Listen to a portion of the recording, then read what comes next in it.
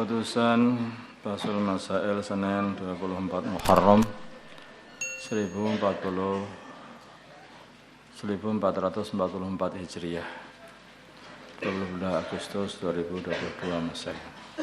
Masalah khuruj fisabilillah dalam keadaan punya hutang. Bagaimana khuruj fisabilillah bagi seorang yang mempunyai hutang sedangkan dia mampu untuk membayar? Diperinci, bila hutangnya tidak memiliki tempo, maka sebelum pergi harus izin kepada pihak yang menghutangi. Bila hutangnya memiliki tempo dan sudah jatuh tempo, maka harus izin juga sebelum pergi kepada pihak yang menghutangi. Ya, bila hutangnya belum jatuh tempo, belum jatuh masa tempo, maka boleh khuruj atau boleh pergi apa saja tanpa izin dari pihak yang menghutangi. Yang bermasalah itu yang harus izin itu bagi yang hutangnya tanpa tidak memiliki tempo atau hutangnya sudah jatuh tempo. Itu harus izin kepada orang yang menghutangi.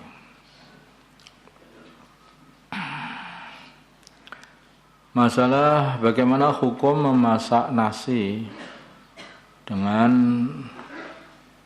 rice cooker, yaitu artinya maksudnya menggunakan listrik masjid itulah. Dengan menggunakan listrik masjid, contohnya menggunakan rice cooker begitu, atau di masjid bagi jamaah khuruj fisabilillah. Jawabnya diperbolehkan karena termasuk untuk memakmurkan masjid, bukan makannya maksudnya. Jamaah ini jamaah untuk memakmurkan masjid. Karena jamaah ini adalah jamaah untuk memakmurkan masjid. Ini beda dengan HP ya. Sebagaimana HP sudah jangan sembarangan ngecas HP di masjid. Masalah membaca taklim di samping orang sholat. Bagaimana hukum membaca kitab Fadilah Amal ketika ada orang yang sedang sholat? Jawabnya boleh, asal tidak mengganggu orang yang sedang sholat itu.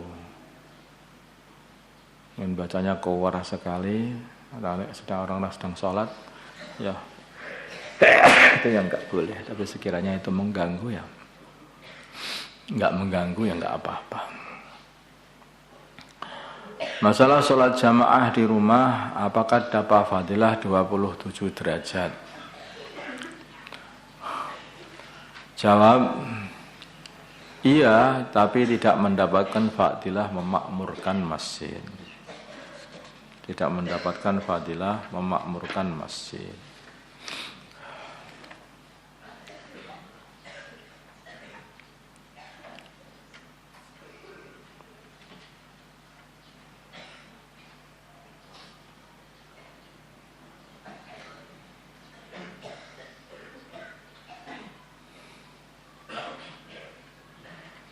Semakin banyak jamaahnya, karena itu juga semakin afdol.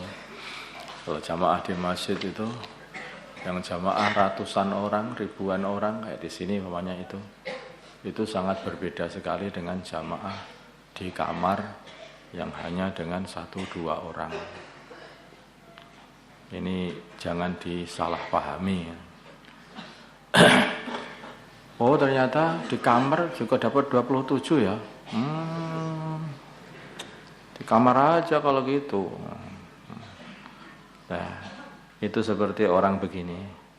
Ini ada duit 1 miliar. kemudian ada duit lagi itu 10.000. Apa kowe ya arep zuhud? Ini tinggal pilih kamu pengen yang mana. Kalau kamu ngambilnya di masjid tak kasih 1 miliar. Tapi kalau mau ngambil di kamar itu tak kasih 10.000. Masjid. Iya kan? Hanya otaknya itu otak duit. Faham kalau duit. Tapi kalau pahala nggak faham. Ini ada pahala yang lebih utama berlipat-lipat. Sholat di masjid, dapat fadilahnya memakmurkan masjid, dapat juga fadilah yang lebih besar karena jamaahnya lebih banyak.